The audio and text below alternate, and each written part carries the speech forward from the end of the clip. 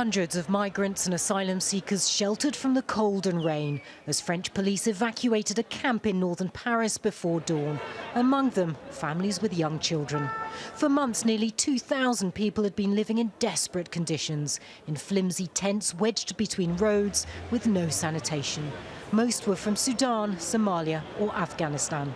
It's a really bad condition for all immigration here. It's not good environment. It's very cold. The weather is too cold, and also it's every time it's rain coming. The ground is wet. It's not good for life.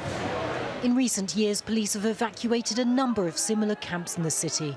The mayor of Paris said the situation was inhumane, and she urged the French government to do more to help. Chaque fois, on nous a dit, ça ne se reproduira plus.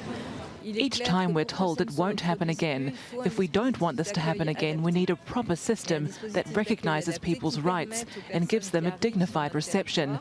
Our country should be capable of this. As daylight broke, people carried their possessions and boarded buses.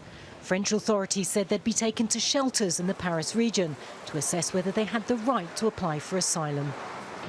As workers began cleaning up, police said officers would remain on site to prevent future camps in the area.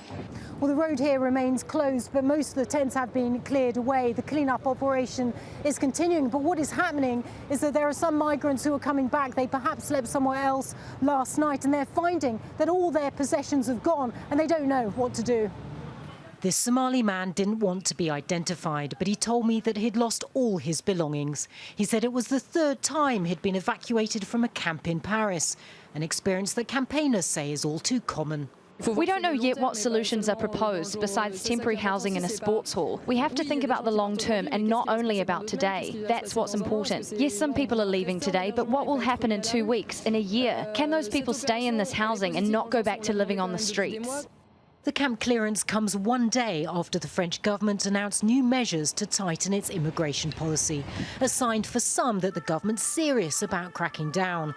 But activists say the evacuation is little more than political PR, because unless there's a better system to humanely manage migrants who arrive in France, vulnerable people will continue to end up in the street.